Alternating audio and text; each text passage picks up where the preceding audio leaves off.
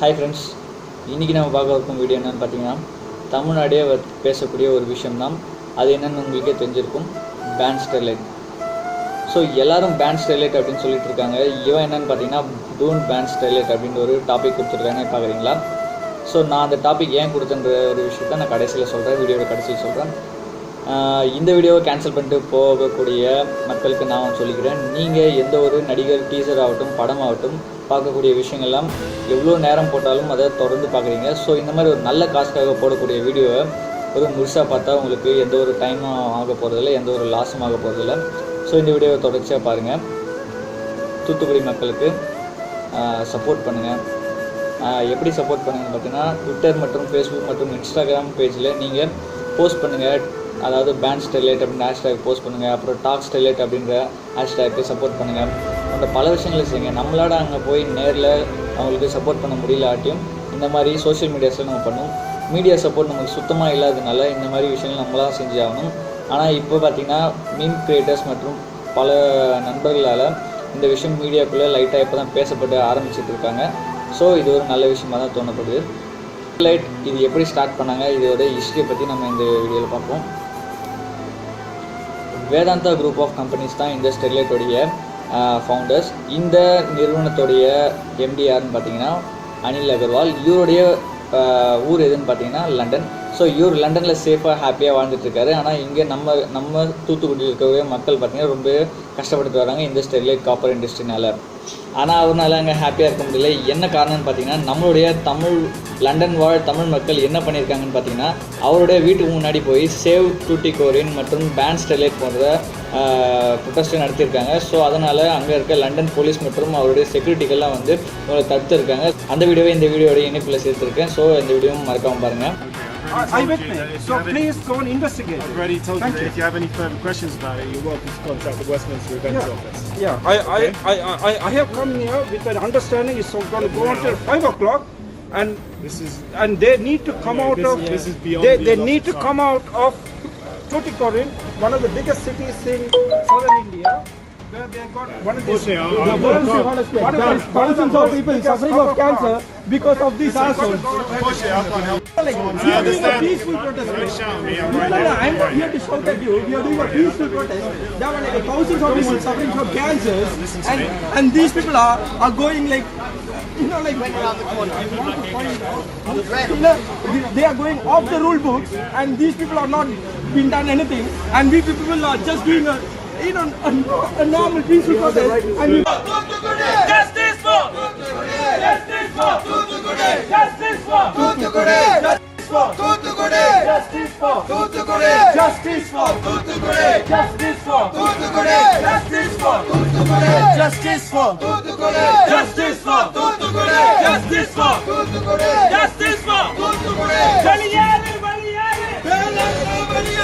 வெளியேறு வெளியேறு வேதாந்தா வெளியேறு வெளியேறு வெளியேறு வேதாந்தா வெளியேறு வேதாந்தா வெளியேறு வெளியேறு வெளியேறு வேதாந்தா வெளியேறு வெளியேறு வெளியேறு வேதாந்தா வெளியேறு வெளியேறு வெளியேறு. இதோட ஹிஸ்ட்ரி என்னன்னு பார்த்தீங்கன்னா, இது 1994 தமிழ்நாட்டில் இது ஸ்டார்ட் பண்ணியிருக்காங்க.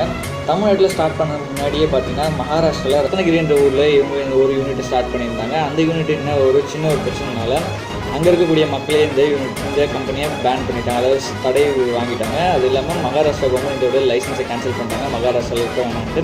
ஸோ அங்கேருந்து அவங்க வந்து கோவா மற்றும் குஜராத்தில் ட்ரை பண்ணியிருந்தாங்க. ஆனால் அவங்களுக்கு எந்த ஒரு பலனும் இல்லை. ஸோ அங்கேருந்து டேரெக்டாக வந்து தமிழ்நாட்டுக்கு வந்ததுனால தான் 1994 இவங்க வந்து கம்பெனி ஸ்டார்ட் செஞ்சாங்க.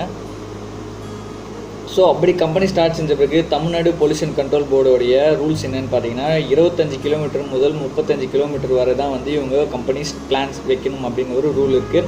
ஆனால் இவங்க பார்த்தீங்கன்னா 14 கிலோமீட்டர்ஸ்லேயே வச்சுட்டாங்க. அதாவது சீஷோர்லேருந்து 14 கிலோமீட்டர்ஸ்க்கே வச்சுருக்காங்க. ஸோ அப்படி வைக்கிறதுனால என்ன ஒரு ப்ராப்ளம் வந்திருக்குன்னு பார்த்தீங்கன்னா, கடல் மட்டத்திலேருந்து ரொம்ப கிட்ட இருக்கிறதுனால, அது மட்டும் இல்லாமல் கல்ஃப் ஆஃப் மன்னார் பக்கத்துலேயே இருக்குது. அது இல்லாமல் கல்ஃப் ஆஃப் மன்னாருடைய ஐலாண்ட்ஸும் பக்கத்துலேயே இருக்குது. அந்த ஐலாண்ட்ஸ் பக்கத்துலேயே இருக்கிறதுனால அங்கே இருக்கக்கூடிய ஃப்ளோரா அண்ட் ஃபவுனா அப்படின்றக்கூடிய கோரல் ரீஃப்ஸ் போன்ற பல விஷயங்களுக்கு இந்த ஃபேக்ட்ரினால டேமேஜ் ஆகக்கூடும் அப்படின்ட்டு என்விரான்மெண்டல் கண்ட்ரோல் போர்டில் சொல்கிறாங்க.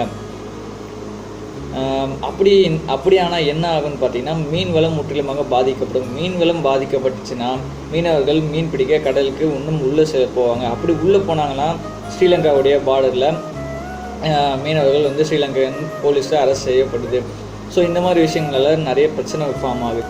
இந்த கம்பெனி ஸ்டார்ட் பண்ணதுலேருந்தே பார்த்திங்கன்னா நிறைய போராட்டங்கள் மற்றும் நிறைய பிரச்சனைகள் நடந்துட்டு தான் வருது. ஆனாலும் இந்த கம்பெனிக்கு ஃபைல் கேஸ் பண்ணதோடைய முக்கிய காரணங்கள் என்னென்னு பார்த்தீங்கன்னா, இந்த கம்பெனி தமிழ்நாடு பொல்யூஷன் கண்ட்ரோல் போர்டோடைய ஏர் மெஷர் கண்ட்ரோல் அப்படின்ற ஒரு மானிட்டருக்குள்ளே இணைக்காதது ஒரு முக்கிய காரணம். அது மட்டும் இல்லாமல் இன்ஸ்பெக்ஷன் வர அப்போ 50% ஆஃப் அதாவது அவங்களுடைய பிளான்ட்டில் ட்ரீஸ் பிளான் பண்ணியிருக்கணும் அப்படின்ற ஒரு ரூல் இருக்குது. ஆனால் இவங்க பார்த்திங்கன்னா வெளியில் இருக்கக்கூடிய பிளான்ஸை கட் செஞ்சு வந்து ட்ரீஸை சும்மா ஃபிக்ஸ் பண்ணியிருந்தாங்க. அப்படி ஃபிக்ஸ் பண்ணும்போது பார்த்திங்கன்னா 20% தான் ஃபிக்ஸ் பண்ணியிருந்தாங்க. ஸோ அது ஒரு மெயின் ப்ராப்ளம். அது மட்டும் இல்லாமல் முக்கியமான ஒரு கேஸ் என்னென்னு பார்த்தீங்கன்னா, மார்ச் 23, 2013 அப்போ தூத்துக்குடி மக்கள் எல்லாம் நிம்மதியாக தூங்கிட்டு இருந்த அப்போ காலையில் என்ன ஆச்சுன்னு பார்த்தீங்கன்னா, இவங்களுக்கு எல்லாமே கண்ணெரிச்சல் மற்றும் மூக்கரிச்சல் போன்ற விஷயங்களால் திடீர்னு தூக்கத்தில் எழுந்திருக்காங்க. அது என்ன ஒரு விஷயம்னு பார்த்தீங்கன்னா, இவங்களுடைய மெயின்டெனன்ஸ் கோளாறுனால ஆகக்கூடிய ஒரு சின்ன பிரச்சனைனால அன்றைக்கி காலையில் இருந்த தூத்துக்குடி மக்கள் எல்லாருக்குமே மற்றும் தொண்டை எரிச்சல், மூக்கெரிச்சல், கண்ணெரிச்சல் போன்ற பல விஷயங்களால் பாதிக்கப்பட்டிருக்காங்க. அது ஒரு முக்கியமான விஷயம். இது இந்த கம்பெனி மேலே கேஸ் போட.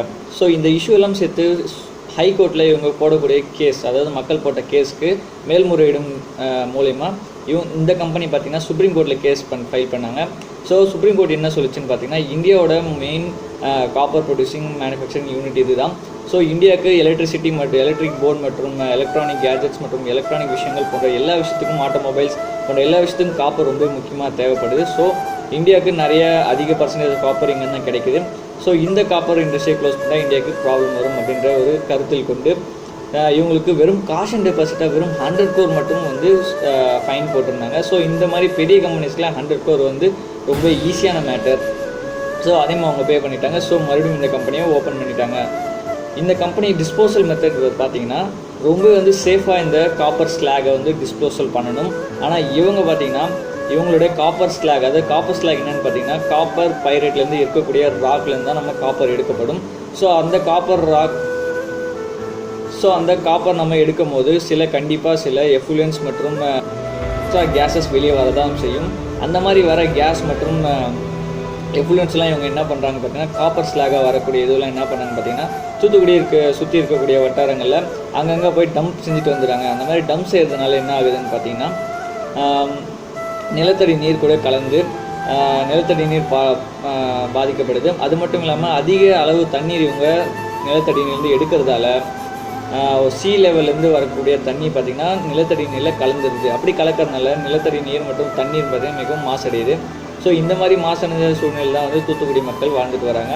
அது மட்டும் இல்லாமல் தமிழ்நாட்டிலே கேன்சர் பேஷண்ட்ஸ் அதிகமாக உள்ள ஒரே ஒரு டிஸ்ட்ரிக்ட் என்னென்னு பார்த்தீங்கன்னா தூத்துக்குடி தான் வந்து அறிவிச்சிருக்காங்க. ஸோ வாட்டரில் பார்த்திங்கன்னா ஃபுல்லாகவே டேமேஜ் ஆகிடுச்சு. ஃபுல்லாக டேமேஜ் ஆனதால இவங்க குடி தண்ணீருக்கு ரொம்ப கஷ்டப்பட்டு வராங்க. அது மட்டும் இல்லாமல் இவங்க இந்த கம்பெனி மூலயமா வர சல்ஃபர் டை ஆக்சைடு மற்றும் பாஸ்பர் போன்ற எல்லா கேஸஸையும் கலெக்ட் பண்ணி சல்ஃபூரிக் ஆசிட் மற்றும் பாஸ்பூரிக் ஆசிட் மற்றும் கேட்மியம் மற்றும் ஆர்சனிக் போன்ற பல விஷயங்களை இவங்க வந்து பிரித்து எடுத்துக்கிறாங்க. ஸோ அது மூலியமாகவும் பார்த்திங்கன்னா இவங்க மணியை வந்து ஈட்டுறாங்க. மறுபடியும் இவங்களுக்கு என்ன பிரச்சனை, ஏன் இந்த பேன் ஸ்டெர்லைட்ன்ற இது போராட்டம் ஏன் நடக்குது அப்படின்னு பார்த்தீங்கன்னா, இவங்களோட யூனிட்டை பெருசாக்க போகிறேன் அப்படின்ற ஒரு இன்ஃபர்மேஷனை நியூஸில் போட்டிருந்தாங்க. அதை பார்த்துட்டு தான் பார்த்திங்கன்னா எல்லாருமே வந்து ரொம்ப டென்ஷன் ஆகிட்டாங்க. அதுவும் சிப்காட்டில் செகண்ட் யூனிட் ஸ்டார்ட் பண்ண போகிறாங்க. அதுவும் 640 ஏக்கருக்கு இடமும் பார்த்தாச்சு. இடத்தோட மொத்த டீட்டெயில்ஸும் பிளானும் ஸ்டார்ட் பண்ண போகிறாங்க. ஸோ அதனால தான் பார்த்திங்கன்னா இந்த போராட்டம் வலுத்து வருது. இதை பற்றின ஒரு சின்ன விஷயம் கூட பார்த்திங்கன்னா மீடியாவிலேருந்து எந்த ஒரு நியூஸும் வர மாட்டேங்குது. ஸோ மீடியாவை பற்றி நம்ம வந்து குறை சொல்ல முடியாது. அவங்களுடைய எம்டிஸ் மற்றும் ஓனர்ஸ் என்ன சொல்கிறாங்களோ அதுதான் அவங்களோட செய்ய முடியும். ஸோ அவங்களோட வேலைக்கும் பாதிப்பு இல்லாமல் அவங்க செஞ்சு தான் ஆகணும். என்னதான் ஒரு வழி, என்னதான் ஒரு தீர்வு, இந்த பேன் ஸ்டெர்லைட் எத்தனை நாள் தான் வந்து போராட்டம் செஞ்சுக்கிட்டே இருக்குது அப்படின்னு நீங்கள் யோசிச்சிங்கன்னா, நான் ஏற்கனவே டோன்ட் பேன் ஸ்டெர்லைட் அப்படின்னு சொன்னீங்க இல்லையா, அந்த இதுக்கு எப்படி வந்து விளக்கம் பார்த்தீங்கன்னா, இந்த கம்பெனியோட ஒரு லேண்ட் ஃபில்லிங் மற்றும் டிஸ்போசல் மெத்தட்லாம் வந்து ஃபுல்லாக மானிட்டர் பண்ணுறதுக்குரிய ஒரு தனி டீம் அமைக்கணும். அதாவது தமிழ்நாடு பொல்யூஷன் கண்ட்ரோல் போர்டு அவங்க அமைச்சாங்கன்னா இவங்க எப்பப்போ டிஸ்போசல் பண்ணுறாங்க, எப்படி டிஸ்போசல் பண்ணுறாங்க போன்ற விஷயங்கள்லாம் மானிட்டர் பண்ணலாம். ஸோ அப்படி மானிட்டர் பண்ணுறதுனால இவங்க சேஃபஸ்ட்டாக வந்து என்விரான்மெண்டல் ஃப்ரெண்ட்லியாக வந்து சேஃபாக அதை டம்ப் பண்ணுவாங்க வகையில் அவங்க செய்கிற மாதிரி இந்த பொல்யூஷன் கண்ட்ரோல் போர்டு பார்த்துக்கணும். ஸோ நம்ம தமிழ்நாடு பொல்யூஷன் கண்ட்ரோல் போர்டு தான் ஏற்கனவே இத்தனை வருஷமாக இதை பார்த்துட்டு வந்துருந்தாங்க. ஸோ இந்த மாதிரி நிலைமையில் வந்து நின்றுட்டுருக்கு. ஸோ மத்திய அரசுலேருந்து ஏதாவது ஒரு புது கண்ட்ரோல் போர்டை நியமித்து இல்லை ஸ்டேட் கவர்மெண்ட் ஏதோ ஒரு நியமித்து இந்த மாதிரி ஒரு சேஃபாக ஒரு டிஸ்போசல் மற்றும் என்விரான்மெண்டலுக்கு எந்த ஒரு பொல்யூஷன் இல்லாமல் ஆகக்கூடிய மெத்தட்ஸை ஃபாலோ பண்ணுற மாதிரி இவங்களை சேஞ்ச் பண்ணாங்கன்னா இந்த மெத்தட் இந்த ஸ்டெர்லைட் ஃபேக்ட்ரி ரொம்ப சேஃபாக ரன் பண்ணலாம். அடுத்த இன்னொரு விஷயம் என்னென்னு பார்த்தீங்கன்னா, இங்கே வேலை செய்யக்கூடிய மக்கள் பார்த்திங்கன்னா எல்லாருமே தூத்துக்குடி மக்கள் தான். இவங்களுக்கு இந்த கம்பெனியை பேன் பண்ணிட்டா இந்த கம்பெனி மூலயமா வேலை செஞ்ச மொத்த ஒர்க்கர்ஸ்க்கும் பாதிப்படும். அது மட்டும் இல்லை அவங்க வாழ்வாதாரம் ஆகாது. ஸோ அவங்க வேலை தேடுறது ரொம்ப கஷ்டமான விஷயம். நிறைய பேருக்கு வேலையில்லா திண்டாட்டம் வரும்.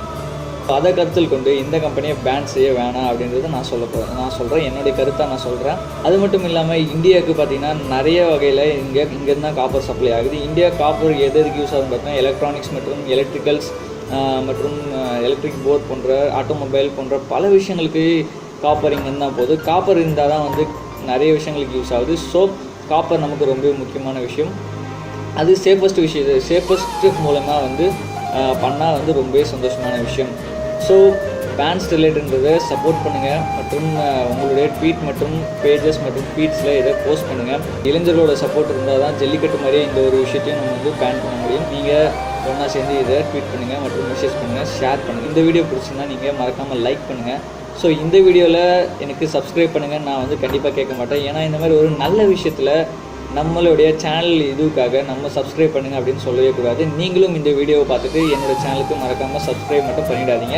வேணும்னா என்னோடய வீடியோட பழைய வீடியோஸை பார்த்துட்டு நீங்கள் வேணால் சப்ஸ்கிரைப் பண்ண நினச்சிங்கன்னா சப்ஸ்கிரைப் பண்ணுங்கள். ஸோ இந்த வீடியோ பார்த்துட்டு தயவு செஞ்சு சப்ஸ்கிரைப் பண்ணாதீங்க.